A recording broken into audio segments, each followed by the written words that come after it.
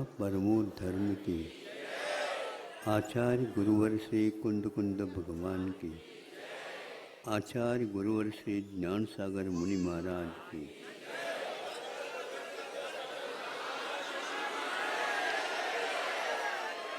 शिक्षा का दिवस है। शिक्षा का दिवस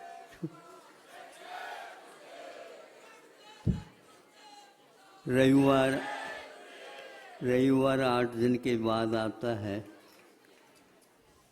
और भीड़ ज़्यादा होती है तो सुबह भी आता है और मध्याह्न में भी आता है। लेकिन एक वर्ष के बाद आता है, उसकी भी कुछ बात करनी चाहिए। आज शिक्षक दिवस है।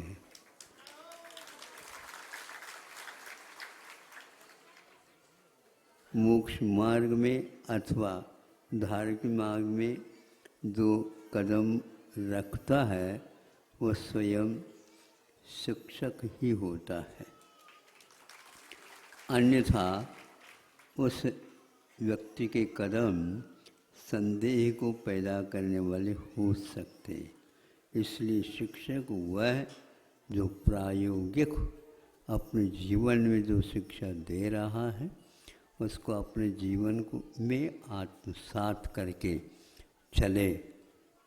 यानी भोजन खाया हुआ पिया हुआ जो पेय पदार्थ पूरे के पूरे प्राण के रूप में परिणत हो जाते हैं, उसी प्रकार अपने जीवन में वह प्राण के रूप में विद्यमान रहे। प्राण चले जा सकते हैं किंतु उस शिक्षा के माध्यम से जो संस्कार है भवों भवों में उसके साथ देते रहते हैं।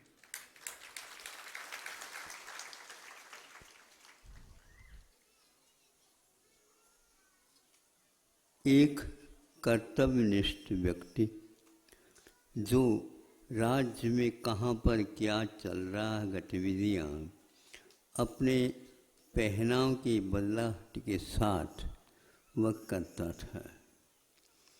और बियावान जंगल में भी उसका प्रवेश यूं ही हो जाता था, क्योंकि एकांत में भी कई लोग अपने इस ढंग से योजना बनाते हैं, वह अपने आप में बहुत भयानक भी होते हैं और सहायक भी। और उसको कानों में ध्वनि आई। ध्वनि का अर्थ कोई बाजा बजाता उससे भी ध्वनि आती है, मेघ गर्जना भी हो जाते हैं उससे भी ध्वनि आती है, और कई प्रकार के चुटकी बजाते तो उससे भी ध्वनि आती है।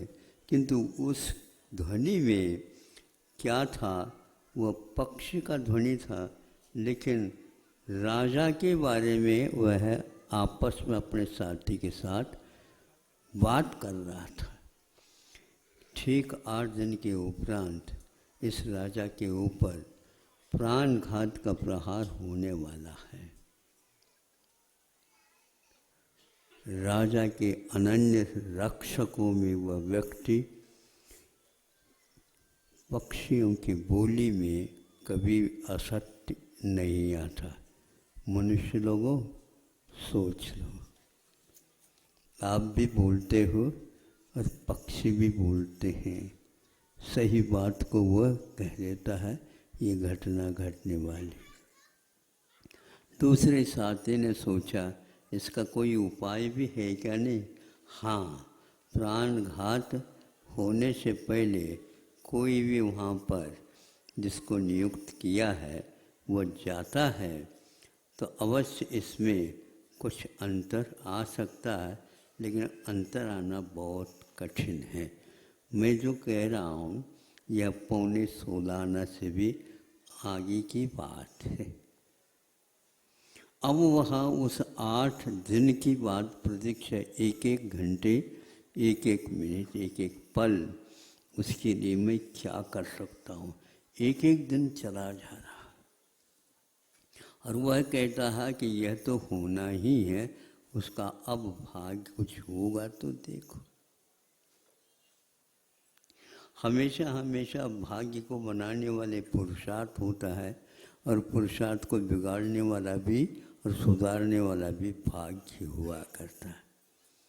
भाग्य की पूजा करने वाले मनुष्य जीवन मिला, लेकिन आप ये मत समझो पशु पक्षी भगवान की पूजा नहीं करते हो, अथवा सादगी का अनुपालन नहीं करते हो, अथवा सत्य को महत्वपूर्ण स्थान नहीं देते हो, अथवा दूसरे के ऊपर उपकार करना कभी भूल जाते हो, संभव नहीं। आप लोग व्यस्तता के कारण ये सब कुछ कार्य करते हैं, ये बात अलग है, लेकिन न करें इस प्रकार की प्रतिज्ञा लेते समय पसीना आता है। अब वह अंतिम दिन आ गया।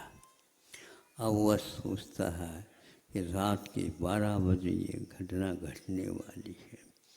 वह अपने हाथ में, क्योंकि वहीं पर पहरा लगाता था, सब लोग अर्धनिशा की सन्नाटा छा गई, सब लोग अपने अपने ढंग से सो गए, और वह वहाँ पर देख रहा है कि कौन व्यक्ति वह प्रहार करने वाला, घात लगाने वाला, कुछ नहीं देखा। और राजा के पास जाता है, यहीं पर रहना ठीक है, क्योंकि घात तो यहीं पर होगा, और ये निद्रा के वशीभूत हो गए हैं, अब क्या करें। बस देख रहा, किंतु वह घाट नीचे से हो सकता है, ऐसा तो है नहीं, ऊपर से भी हो सकता है। तो वह ऊपर की ओर देखा, छत की ओर देखा, लकड़ी के बनते थे पहले ही छत वगैरह, नहीं समझे, उनमें से थोड़ी सी छेद थी, उस छेद में से सर्प धीरे धीरे नीचे की ओर आ रहा। बस वह पक्षी ठीक कहता था, उसका दिन का और घटना का पूरे के पूरे ज्ञान बहुत दूर तक पहुंच गए, गहराई तक हो गए। क्या आपको भी इस प्रकार की भाषा का ज्ञान है? शिक्षक कैसे बनोगे, प्रश्न उठता है। आपको अपने ही असंयम के द्वारा प्रतिपल घात होता जा रहा है। क्या इसको आपने देखा, समझा? नहीं समझा तो शिक्षक यदि संयत नहीं होता है तो वह छोटे छोटे बच्चों के दिल तक नहीं पहुंच सकता। उन बच्चों को दूसरे को जीतने का नहीं, किंतु दूसरे के दिल को जीतने की शिक्षा जो दे देता है शिक्षक, वह शिक्षक वही शिक्षिका मानी जाती है, और इनका काम रात दिन चलता रहता है। आप तक आने की कोई आवश्यकता नहीं, लेकिन जब उन छात्र छात्राओं में इस प्रकार के संयम की बात, उपकार की बात, संवेदना की बात आती है तो अवाक रहना पड़ता है। इन छोटे बच्चों में ये आया कहाँ से? तो ये आया है वहाँ से। संस्कार गर्भावस्था में भी दिया जाता और देना भी चाहिए। आप गर्भावस्था में नामकरण करके उसके बैलेंस तो बनाने के लिए तैयार हैं बैंकों में, किंतु संस्कार की बात आप भूल जाते हैं। जो ही वह नीचे की ओर आने लगा, त्यों ही ये पक्का नीचे आकर के मान लो गिर गया, चला गया, वह डसलेगा, घाट हो जाएगा। उसी समय वह नंगी तलवार से उसको मार देता है और टुकड़े टुकड़े हो जाते हैं। फिर इसके उपरांत अपने हाथ में रखता है। उसी समय ऊपर से 2-3 बूंद उस राजा के गाल के पर या रानी के गाल पर वह गिर जाता। वो कहता अब ये क्या करें, इससे कैसे बचे, क्योंकि वह विष के ही बूंद है। विषधर के बूंद है तो विष के बूंद। अब इसको कैसे पहुंचा जाए? तो वह बहुत सहज साहस करके इसको बचाया जा सकता है। घाट से इस राजा को बचाया जा सकता, मुझे इससे कोई चिंता नहीं। लेकिन इसको कैसे जल्दी जल्दी उसने अपने हाथ से उसको दूर करने का प्रयास किया ताकि विषाक्त न हो वह स्थान। उसी बीच में राजा की आंखें खुल जाती हैं, भीतर से भी और बाहर की भी, दोनों आंखें खुल गए। इसके हाथ में तलवार, मेरे पास कुछ नहीं है, किंतु इसने क्या क्या काम किया हमारी इन आँखों से देखा। लेकिन अब क्या करें? बोलो, आप क्या करोगे? किसको फांसी शिक्षा देओगी? लेकिन उससे पहले आपको शुद्ध भी करना होगा, और वह शुद्ध नहीं होता है तो हमारी ही पोल पट्टी खुल जाएगी। अनेक बातें उसके फितूरिया आ गए। एक, उसने शिक्षा के समय पर सहसा न विदधीत क्रिया, शिक्षकों के मुख से यह पंक्ति उसने सुनी थी, जल्दबाजी में कोई क्रिया न करें। जल्द करें कोई बाधा नहीं, लेकिन जल्दबाजी ठीक है। बस इसके माध्यम से सहसा न विदधित क्रिया।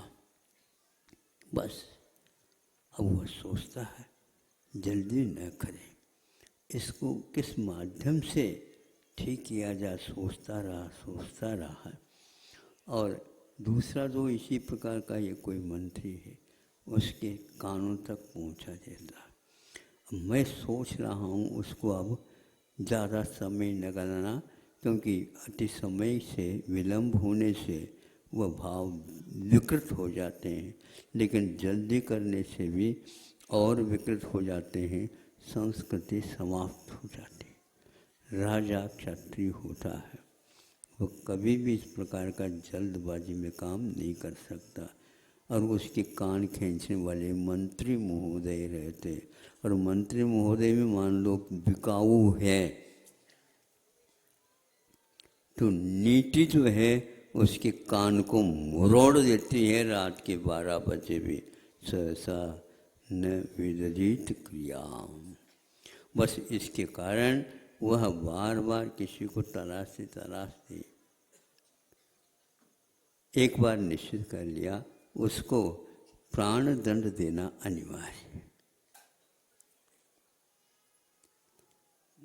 क्यों आया, क्या आया, ये नहीं देख पाया, उसके खून को नहीं देख पाया उसने, केवल उस गाल के ऊपर उंगली जो गई है उसको और देखा। शिक्षा पूर्ण होना चाहिए, दया से ओतप्रोत होना चाहिए। एकदम निर्णय गलत होगा, किंतु निश्चित करने को ही हो गया। कुछ बातें पूछी जाए तो पूछने के लिए ऐसे विद्वान को, ऐसे पुरोहितों को, ऐसे भीतरी भाव को पकड़ने के लिए लगाया गया, लेकिन वह व्यक्ति अपने मुख से कैसे कह सकता, कहना भी उचित नहीं। इसी बीच में उस एक व्यक्ति जो निरीक्षक होता, परीक्षक होता है, बाहरी और भीतरी, आज की बात अलग है, तो उसको कहा कि जिस स्थान में ये हुआ है उस स्थान का थोड़ा आप निरीक्षण कर लीजिए। बस वह व्यक्ति निरीक्षण के लिए गया, कहीं कुछ सुराख नहीं मिले। फिर इसके उपरांत ऊपर की ओर देखा तो एक लटकती पूंछ नहीं समझे, वो देखा और ये पूंछ छिपकली की नहीं, ये पूंछ तो सर्प की है। बस उस सर्प की पूंछ कैसे लटक गई और उस पूंछ वहाँ पर लटक गई तो पक्की बात है, इसका अर्थ है सर्प नीचे की ओर आया, या आते समय किसी ने इसको, बस यही एकमात्र उसके लिए काम में आ गए। और जा कर के राजा को कहता है, आप ये घोषणा को पीछे लीजिए, नहीं तो अनर्थ हो जाएगा। एक प्रतिभा और एक राजा की रक्षा करने के लिए अपने प्राणों का विसर्जित करके और यह गया है, इसके संस्कार बहुत आगे के हैं। किसने कहा, क्या कहा, इससे कोई मतलब नहीं। जब ये बात आई, इसके भीतरी बात को आप सुन लो, ये पक्का हो गया, बस सर्प के कारण ऐसा हुआ है। अब इसके भीतर की बात आपको इस कैसे ज्ञात होगा, कैसे ये हो गया, तो अंत में उन्होंने इसने कहा, दो तोता तोती या और कोई पक्षी बोल रहे थे, आपकी कृपा से मैं पशु और पक्षी की भाषा को भी समझता हूँ। जो मूक होते हैं, लेकिन मूक प्राणी एक प्रकार से बोलते नहीं, लेकिन आप क्या बोलते हैं इसको पकड़ तो सकते हैं। वो ऐसी वायरलेस हैं जो आप कितने भी वायर से लैस ओत प्रोत हो करके आओ, आपके भीतर की बात निकाल देगा वो। राजा जाकर के दंडोत करता, आप जैसे शासक और मेरे पास मुझे गर्व है। सभी लोगों को सुन करके आश्चर्य हुआ और ये बात खुल गई। पक्षी के बोली के कारण इनको ये रहस्य ज्ञात हुआ था और 8 दिन की बात ये हुआ था, इसलिए मैं रात में आया था। किंतु उस बताने की कोई आवश्यकता नहीं, नीचे से वह खून टपका है, उसी का है वो। इसमें अब न्याय क्या करे बताओ, इसमें कोर्ट कचहरी क्या करे हमें बताओ। केवल सहसा न विदजित क्रियाम, यह पंक्ति बार बार चिंतन का विषय बना तो राजा के भी आंखें खुल गई, मंत्रियों के भी आंखें खुल गई और पुरोहितों के भी, और मुहूर्त निकालने वालों के भी और बताने वालों के भी, भविष्य की भी आंखें खुल गई और अतीत की आंखें कोई किसी को नहीं खुले तो हम क्या कर सकते हैं। आपका आज शिक्षा का दिवस था, ये शिक्षा ऐसे मिले। बाकी अर्थकरी नौकरी के लिए शिक्षा जो सबसे ज़्यादा भारत में फैल रही है, मैं इसको समझता हूँ कोरोना के 1000 गुना ज़्यादा भयंकर यह अर्थकरी शिक्षा है। चिकित्सा इससे भी आगे की है। इसमें क्या क्या मिलावट हो रहा है, क्या क्या मिक्सचर हो रहा है, क्या क्या अनधिकार हो रहे हैं, अकाल में कितने को डोज देना चाहिए वह दिए जा रहे हैं।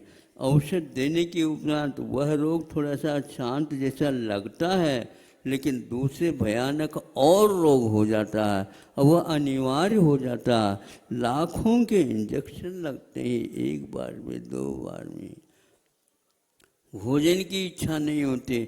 ऐसे प्रतिदिन हमारे पास सैकड़ों में व्यक्ति आ जाते हैं।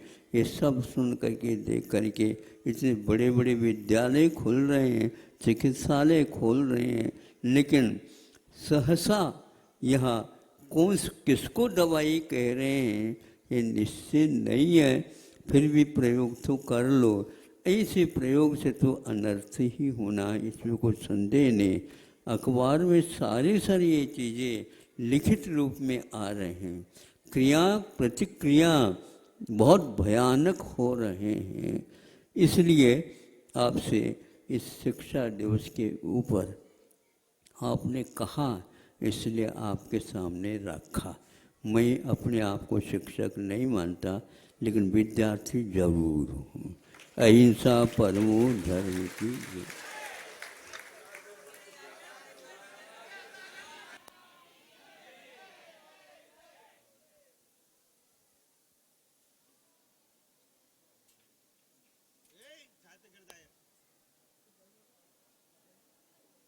बोलिए द्वादशांग निर्माणी माता की, महर्षि आचार्य भगवंत गुरुदेव श्री 108 विद्यासागर जी महामुनिराज की। आप सभी से निवेदन होगा कि आप सभी लोग पूर्णायु आयुर्वेद चिकित्सालय एवं अनुसंधान विद्यापीठ के लिए अवश्य सहयोग करेंगे। औषधि दान के निमित्त से आप सभी लोग अपनी दान राशियां अवश्य घोषित करेंगे। हमारे कार्यकर्ता मंच के समीप है, उन्हें अपनी दान राशियां देकर के आप सभी लोग रसीदें प्राप्त कर सकते हैं और मानव सेवक के इस काम से जुड़ सकते हैं। पूर्णायु आयुर्वेद चिकित्सालय एवं अनुसंधान विद्यापीठ आप सभी से अपेक्षा करता है कि आप सभी लोग अपनी दान राशियां देकर के मानव सेवा के इस काम में अवश्य सहयोगी बनेंगे, पीड़ित मानवता की सेवा करेंगे और रोगियों की सेवा के लिए आप सभी लोग अपनी अपनी राशि समर्पित करते हुए पुण्यार्जन अवश्य करेंगे।